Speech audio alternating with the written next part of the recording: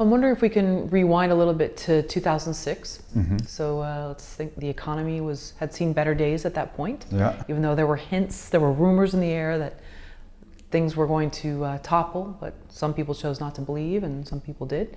But so what were you working on? What was in your mind in terms of what you wanted to create? Well, at some point I got into editing reality TV. I just kind of, at that point, a lot of my friends kind of slid in on that because reality was when it started to get big and there was a lot of it. So like coming out of school, it was a good way for us to make a living. And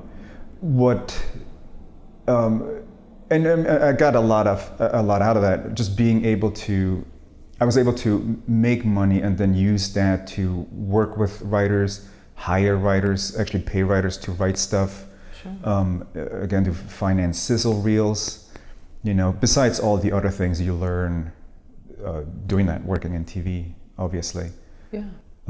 It's a great teacher as well. I mean, I know some people feel like there is like, some people feel ashamed, like, oh, reality TV, but I mean, you're working, you're making great money. There's nothing wrong with that. You're in the business. Yeah, well, there's a lot of lessons actually. I mean, especially, and I actually don't watch reality TV just also because I worked in it.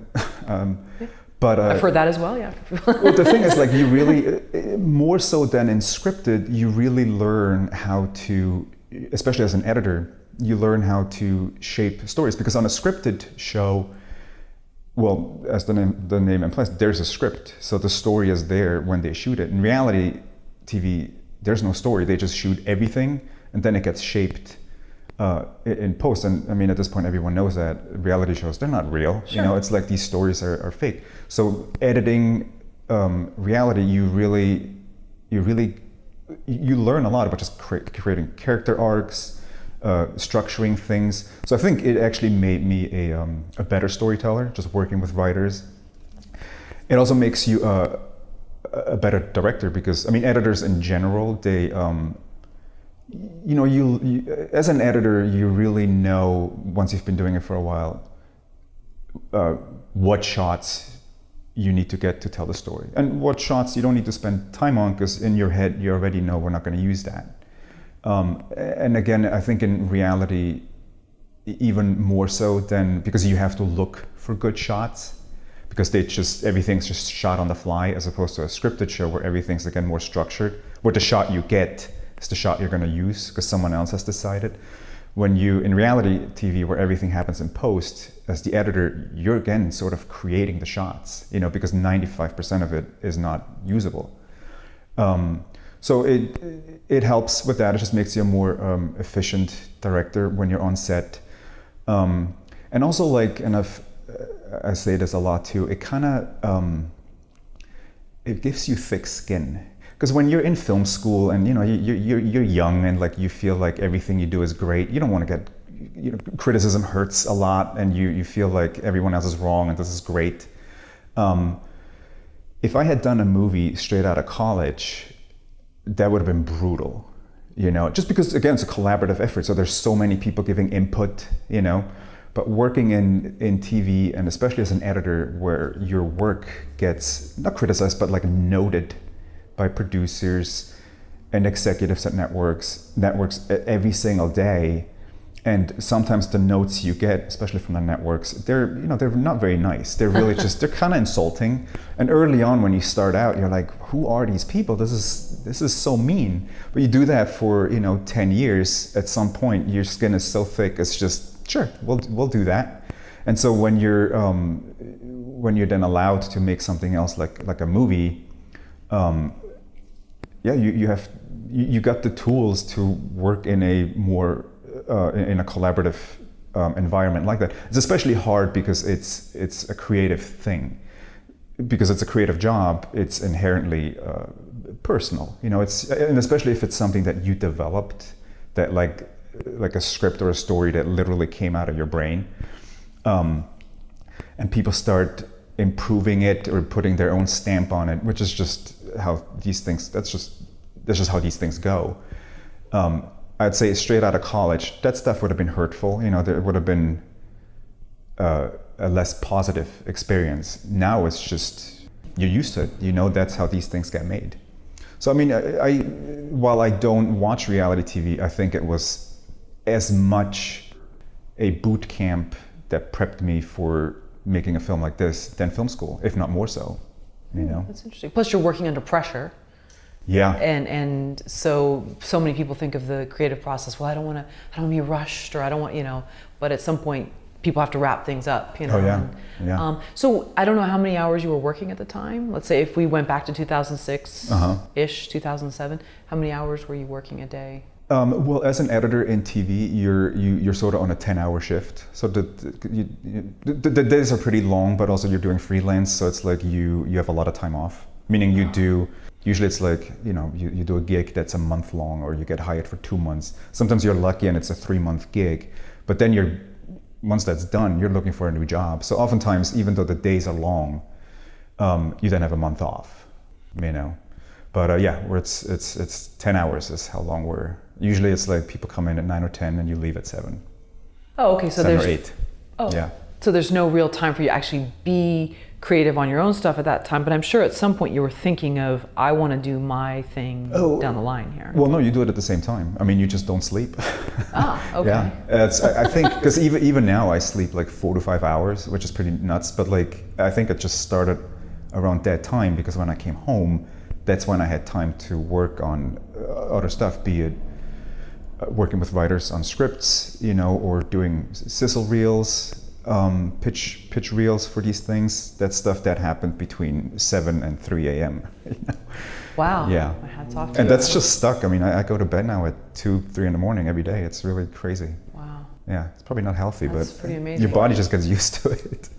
Yeah. I think some people do well with less sleep than others. I am not one of those people, but Yeah. So going back to the Danger One, when did you start thinking about the story idea, and why that story? Well, I mean, the idea, I actually know exactly when that happened. That was the winter break from 2014 to 2015. Yes. Basically what happened, I think I just came off pitching another project that also didn't gain traction. And the funny thing is, like, every project that I pitched, and at that time I actually had managers, so we were able to go out and really pitch to the production companies and the studios. But every new thing, pitch, feature, script, every new pitch or feature script that I put together, they just started getting smaller and smaller, you know, like more contained, scaled down, because we were always like, well, if we make it cheaper, we might be able to get it made. So after that last pitch, and I think it was for like that was for a horror film that took place in a school. So when that didn't gain traction, I was like, okay, well, I have to come up with like something that's even smaller. What's the most contained thing I can think of? And I mean, Danger One, there's multiple reasons how that came to be, but the original idea, the treatment I wrote over that winter break, the entire movie actually took place in the ambulance. Like they barely ever left the vehicle. Obviously, once Stefan, the writer, came on board, you know, that got a little bigger. It got scaled up quite a bit. But the intention was, let me come up with something that's, you know, like Lifeboat, just one small location, and we can shoot the whole thing there and get it done cheap. In terms of story, I mean, I know you mentioned the economy.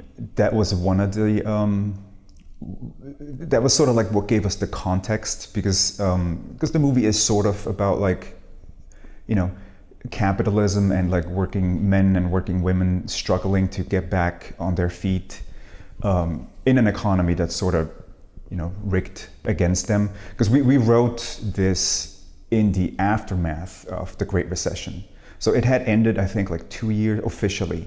Ended. Officially, yeah. Yeah, well, for a lot of people, it hasn't ended to this day, you know, which is why, even though we wrote this all these years ago, it's as relevant now, clearly, as it was back then.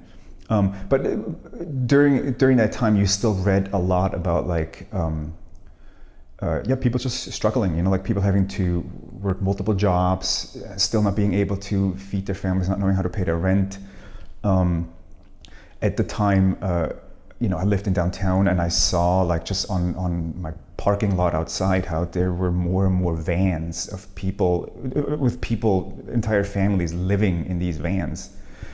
So even though the recession had ended, people were still struggling, and there was also like this anger still that this system, or the elite, if you will, were allowed to create this misery in the first place. And so that was kind of like the foundation for the story, because the film, the characters, they all struggle like that, and like the film, you can always kind of, like, to us it was kind of cathartic to see that this is a story about like the little guys being fed up and pushing back against this system that doesn't allow them to succeed. I mean, they steal money from this 1%er who refuses to pay taxes. It's very much this, it's almost a bit like a revenge story if you think about it. Then some of the other things that kind of influenced the story was my dad. Before he retired, he was a doctor. He worked in a hospital when I was little, but then he like opened his own practice. So and the practice was literally attached to the house I grew up in. So I was raised in this like, this world of late night emergency calls and the doctor jokes, because a lot of people that work in the medical community have a really twisted sense of humor. Things get dark very quickly. So I was raised in that, and I've always liked movies, even if they weren't very good. I've always liked movies that took place in that world, like what's it called, the Coma with Michael Douglas, those things. So yeah, I thought it'd be cool to just kind of use that and tell a story within that. Then the other thing is like I didn't realize that until we were like halfway through the script, but it started to feel to me like it's a bit of a father and son story, even though the two main characters are not actually related. But the dynamic that they have in their relationship is very similar to a father and a son. And in general, I respond to those kinds of stories. You've got one guy who sort of takes the other guy under his wing, or thinks he's taking him under his wing. He's the only one qualified to turn him into a man, teach him how to be a man. While the other guy, the younger guy, tries so hard to not become like his mentor, and in the end he does, because that's like like father like son. Yeah, it's funny because like over the years I've totally turned into my dad. Personality wise, I do a lot of things now that my dad did, which as a kid you never think that's going to happen. Sure. But yeah, I'm my father's son for sure. That's interesting. I always find that dynamic fascinating when you have sort of an older one attempting to sort of save the younger one, but it turns out in the end, it's the younger, what is perceived as weaker one, has actually saved the other. I've seen that happen in life as well. It's just interesting. Yeah, and actually, one of my favorite things about the film is that the younger guy's called Eric and the older guy's called Dean. Dean's Tom Everett Scott plays him. Their character arcs are kind of opposite. While Dean starts out as, like he's only concerned about like, putting $1 in his pocket, while Eric is very much like the kind of guy who wants to do the right thing. But over the course of the film, Eric starts to become like Tom Everett Scott's character, like Dean. He inherits some of Dean's strength, some of his courage, some of his ballsiness too, and also some of his moral flexibility. While Dean starts to develop an actual conscience. He starts caring about other people. So it's like their arcs really are just kind of like they mirror one another, which I've always liked. Which is also why I know like the ending of the film seems very bittersweet, because of how Eric's arc ends, and he's sort of become the thing that they revolted against in the first place. I actually think there's also a lot of hopefulness in it, because if you look at Dean, Tom Everett Scott's character, where he ends up, he's got a moment of redemption. Like, he took a long, hard look at himself and what he's allowed himself to become. Went and looked for, some of that like humanity again that he's lost along the way, and he redeems himself. And I think that's something that I would like people to take away from the movie too. Like, there's hope. There's hope at the end of this film. I wonder if the recession did that to a lot of people. They kind of gave people different character arcs in real life, because those that were maybe embittered found something else, because whatever sort of got them to that place made them have to change, and then vice versa. Yeah, I mean, the film definitely is, on a deeper level, a bit of an indictment of capitalism and just what they call the American dream. I mean, Eric, the younger character, like I said, he didn't take this money. They steal money, and he eventually does keep it, but he doesn't keep it out of greed like some of the other characters in the film, the bad guys. Like, he keeps it because he just wants to provide security to his family. He wants to make their future a little less uncertain. But the only way he learns that the only way to do that is if you actually, if you become morally a little bit more flexible, and like he realizes he just has to take what he needs, even if it's not his, and even if he knows it's not right, And again, he doesn't do it out of greed, but just more for survival. Did you see Margin Call? A long time ago, yeah. Yeah. So again, sort of this same thing, a recessionary sort of look, or a look at just what people have to do to sort of, these Machiavellian tactics. And it sounds like, though, with your film, it's not as much about a Machiavellian tactic, it's more about... Well, and I think that film was very much about the people, like that was more like the upper class, right? I mean, sort of a lot of those people that kind of caused this. I even the stuff that I'm working on now, I like stories that are about, just like, I don't know, this is... the worker. Yeah, exactly. Mm-hmm. Yeah. Right, like right. the people that they just want to, live a good life. So I don't even think I'd be... Yeah, I just respond more to those types of stories. And I mean, it's a working class movie. It's a movie about, people struggling to just get by. Right. Yeah. And you shot the film in Vernon, right? Which is just right outside of Los Angeles, of downtown, by the train station. Is that right? Well, it's what is that? I mean, it's where all the warehouses are at. Like, I think that used to be the slaughterhouse district. Oh. Yeah, it's very industrial, and we shot there on purpose because we wanted to make LA look very much like.